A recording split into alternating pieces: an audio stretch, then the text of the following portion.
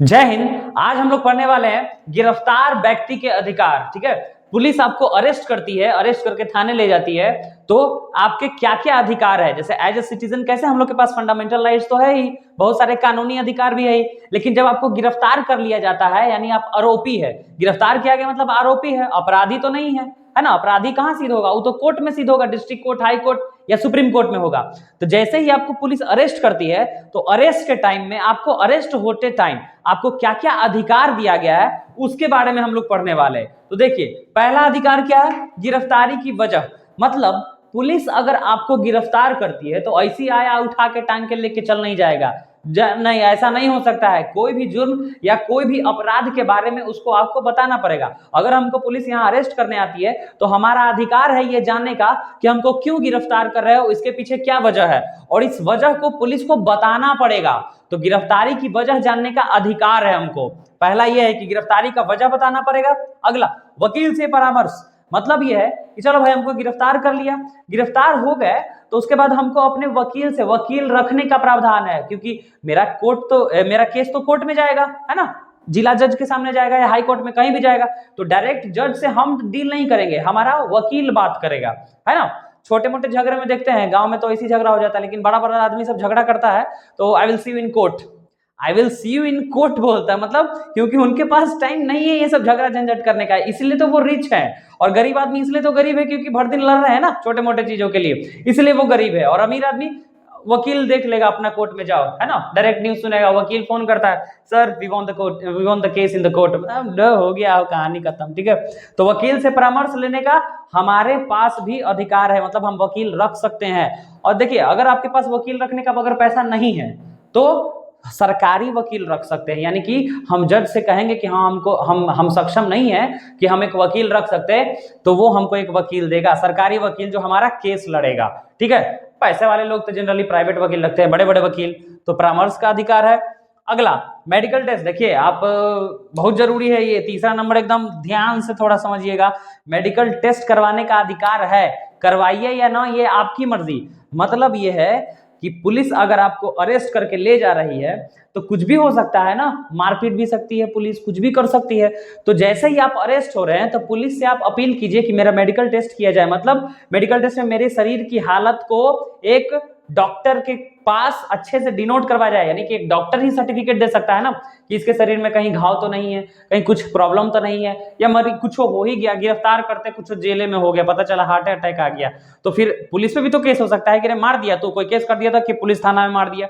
तो इससे बचने के लिए क्या करना है, आपको मेडिकल टेस्ट करवा लेना है कि हमारे शरीर की क्या हालत है। कल होके मारेगा पीटेगा तो बताएंगे ना डॉक्टर की, देखिए जज साहब हमको पुलिस बहुत मारा पीटा है, समझे ना। तो मेडिकल टेस्ट बहुत जरूरी है ताकि आप कोई भी प्रताड़ना से बच सके। प्रताड़ना से बचने का भी अधिकार है, तो प्रताड़ना से यानी पुलिस के जुर्म से अगर आपको बचना है तो आपको मेडिकल टेस्ट करवा लेना चाहिए, यानी अपने शरीर की हालत नोट करवा सकते हैं कि हम किस स्थिति में हमको गिरफ्तार किया गया है। ठीक है, जो स्थिति में गिरफ्तार किया गया है उसी स्थिति में जज के सामने न पेश होगा। अगर जज के सामने आपका कंडीशन खराब होगा तो जज फिर पुलिस को पकड़ेगा कि रे क्या किया तू एक थाना में। ठीक है, तो अगला ये हो गया, मेडिकल टेस्ट आपको करवा लेना है। अगला, मजिस्ट्रेट के सामने पेशी विद इन 24 आवर्स। अगर आपको पुलिस अरेस्ट कर रही है तो अरेस्ट होने के 24 घंटे के अंदर आपको मजिस्ट्रेट के सामने ले जाना पड़ेगा, है ना। निचली अदालत जो होती है हमारे डिस्ट्रिक्ट कोर्ट, वहां ले जाना पड़ेगा। ऐसा पुलिस को जो है सजा देने का थोड़े ना अधिकार है, वो जेल में आपको रखा है इसलिए, ताकि रख के आपने क्या किया है, कुछ तो वजह होगा जिसके लिए गिरफ्तार किया है। गिरफ्तार करने के 24 घंटा के अंदर आपको जज के सामने पेश कर देगा, मजिस्ट्रेट के सामने पेश कर देगा कि लीजिए इस पे ये ऐसा ऐसा आरोप है। पुलिस का काम है सबूत इकट्ठा करना, सजा सुनाना नहीं, पुलिस जज नहीं है। ठीक है, पुलिस का काम है बस कानून व्यवस्था बनाए रखना। तो अगर हमको पुलिस अरेस्ट करती है तो 24 घंटा के अंदर उसको कहां ले जाना पड़ेगा, मजिस्ट्रेट के सामने हमको पेश करना पड़ेगा विद इन 24 आवर्स। ठीक है, ये हो गया। अगला है statement not permissible in the court. देखिए, पुलिस अगर आपको मार पीट के, होता है ना, देखते हैं फिल्मों में देखते होंगे, पुलिस पूरा मारता पीटता है और कहता है हीरो को, एक्टर्स को मारता पीटता है ना, कहो कि हाँ तूने ही भगाया है उस लड़की को, बोल, क्योंकि सेठ जी तो उधर पैसा दे रखे हैं कि हाँ मार इसको, छोड़ना नहीं, गर्दा उड़ा दे। वो कहता है नहीं मैंने ये खून नहीं किया, ये जुर्म नहीं किया। हीरो मार खा रहा है, बनिया से कुटा रहा है और कह रहा है कि नहीं हम नहीं कहेंगे, हम हस्ताक्षर नहीं करेंगे। पुलिस कहता है साइन करो उस डॉक्यूमेंट पे, कबूल कर कि तूने क्या है। वो कहता है नहीं हम नहीं मानेंगे। बकलोल है। एक्टरवा सब पढ़ल लिखल थोड़े ना रहता है, नचनिया सब है। अब नचनिया थोड़े ना पढ़ल लिखल रहता है, वो सबको थोड़े ना कुछ पता है, फिल्मों अल्टर सल्टर बना देता है। मेरा क्लास कर लेता तो कोई दिक्कत नहीं होता। अरे भाई वहां पुलिस मार रहा है, पीट रहा है, टेंशन नहीं लो, मार पीट रहा है, सीधे कहो। पुलिस कह रहा है अरे तू एगो मर्डर किया है, कहना हाँ 3 गो किए हैं, 4 गो किए हैं। मारपीट किया तो हाँ मार के माथा फाड़ दी, एकदम सब चीज एक्सेप्टेड, यानी टोटल चीज आप पुलिस के सामने एक्सेप्ट करते तब गाला मारेगा पीटेगा, बात खत्म। आपको ले जाएगा जज साहब के सामने कि जज साहब देखिए ये कह रहा है कि हाँ हम किए, और जज साहब के सामने जाके हम पलट जाएंगे, हम कहाँ किए हैं। पुलिस तो इतना ना मारा पीटा है जज साहब की, सारा हम झूठो मुठो के कहना पड़ा था, बहुत मार मारता ही, समझे। तो देखिए जो पुलिस आपको कोर्ट ले जाती है, मजिस्ट्रेट के सामने ले जाती है, वो जज साहब के सामने नहीं रहता है, यानी अदालत के रूम में उसको नहीं बैठा जाता है, बाहर चल बाहर। कोर्ट रूम में पुलिस अलग पुलिस रहती है, उसकी पुलिस व्यवस्था अलग होता है, ठीक है। तो अगर आप जो भी स्टेटमेंट पुलिस के सामने दे रहे हैं वो कोर्ट में परमिसेबल नहीं है, वो एविडेंस के तौर पे यूज नहीं किया जा सकता है कि हाँ पुलिस के सामने तुमने ऐसा बयान दिया है कि तूने ऐसा मारपीट किया है या जो भी मामला तुझ पे दर्ज है, तो नहीं, जज साहब के सामने जाके आप पलट जाइए, काम खत्म। पुलिस के सामने दिया गया बयान कोर्ट में कोई वैल्यू नहीं है, ठीक है।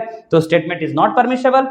अगला है बच्चों को और महिलाओं को, बच्चों को मतलब जो 15 साल या 15 साल से नीचे है, इन लोगों को सिर्फ पूछताछ के लिए थाना में नहीं बुलाया जाएगा, थाना में नहीं बुलाना है। बच्चा को तो एकदम स्ट्रिक्टली है, बच्चा को अगर थाना में पता चल जाए किसी को, जज को, कि बच्चा सबके 15 साल के 14 साल के लड़का के थाना में बुला लिया है खाली पूछताछ करने के लिए, अरेस्ट तो नहीं कर सकती है, जज बैंड बजा देगा, पुलिस कह रही छोटा बच्चा कि तुम थाना में बुला लिया, क्या इफेक्ट पड़ेगा उसके दिमाग पे। तो बच्चों को तो आप बुला ही नहीं सकते हैं, थाना में बुलाना नहीं है। महिला को भी पूछताछ के लिए थाना में नहीं बुलाना है, अरेस्ट नहीं, पूछताछ। अगर किसी मामले में महिला से पूछताछ करना है पुलिस को तो उसके केस में बुलाया नहीं जा सकता है महिलाओं को थाने में। और महिलाओं को तो एक विशेष अधिकार भी है कि महिलाओं को 6 बजे शाम के बाद अरेस्ट नहीं किया जा सकता है जब तक 6 सुबह न बज जाए, यानी कि जब सूर्यास्त हो जाता है, शाम हो गया, तो भर रात महिला को अरेस्ट नहीं किया जा सकता है जब तक सुबह ना हो जाए। तो 6 से 6 12 घंटा महिला को अरेस्ट नहीं। हाँ स्पेशल कोई केस रहेगा, मजिस्ट्रेट का परमिशन रहेगा, उस केस में किया जा सकता है,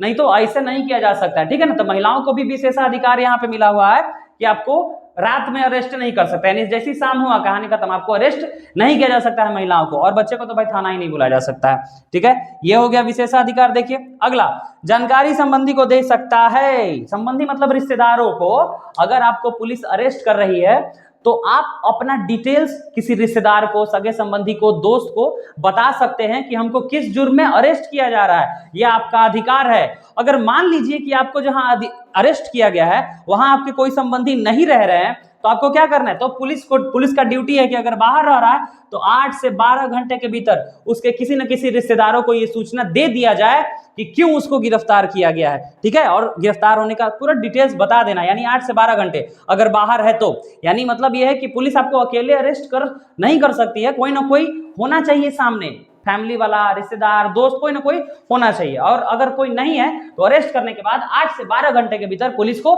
सूचना पहुंचानी होगी कि हाँ कोई अरेस्ट किया गया है किसी को, ठीक है। ये हो गया।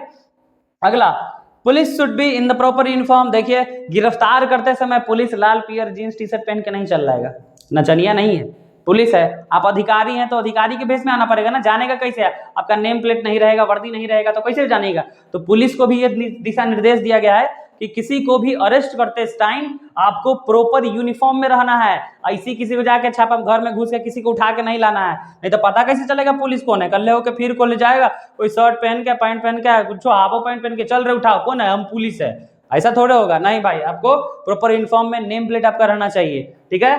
तो ये पुलिस के लिए है या नागरिकों के लिए नहीं है। तो ये हो गया। देखिए अरेस्ट मेमो यहाँ पे है, अरेस्ट मेमो का मतलब ये हो गया कि गिरफ्तारी का पूरा डिटेल्स होता है। अरेस्ट मेमो अगर आपका तैयार हो रहा है तो उसमें आपका सिग्नेचर लिया जाता है। जैसे मान लीजिए पुलिस हमको अरेस्ट किया, गिरफ्तार किया, तो एक मेमो बनाएगा, मेमो में मतलब क्या क्या डिनोट किया जाएगा मेमो में, अरेस्ट मेमो में, गिरफ्तार कब किया गया, टाइमिंग क्या था, जगह क्या था, इसका एड्रेस क्या है, इसका पूरा नाम क्या है, पूरा डिटेल्स एकदम लाइन बाय लाइन।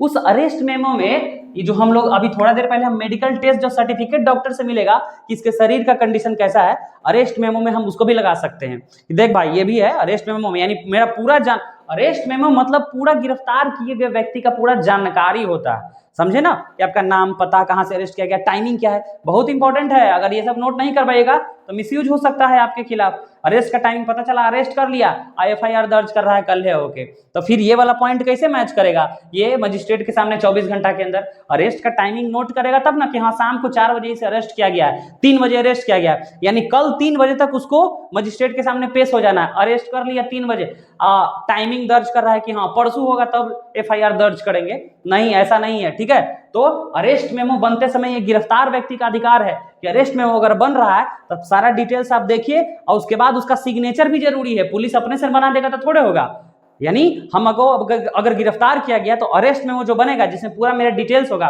हम खुद भी देखेंगे या पुलिस हमको पढ़ के सुनाएगा क्या क्या, उसके बाद हम साइन करेंगे। और सिर्फ मेरा ही साइन नहीं, कोई गवाह भी होना चाहिए ना, कोई गवाह पुलिस के कि हाँ कौन इस पे केस किया है या कुछ तो मैटर होगा, तो गवाह का भी साइन होना चाहिए, कम से कम 1-2 गवाह होना चाहिए, और तब मेरा हस्ताक्षर होना चाहिए, तब अरेस्ट मेमो तैयार होगा। ये अरेस्ट मेमो ध्यान रखिए क्या है, इस अरेस्ट मेमो में हम अपना मेडिकल सर्टिफिकेट भी लगवा सकते हैं, ठीक है।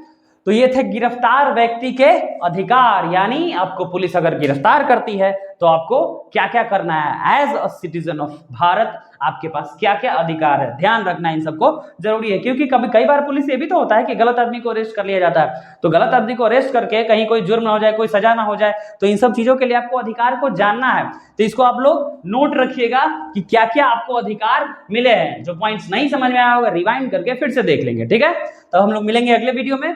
जय हिंद।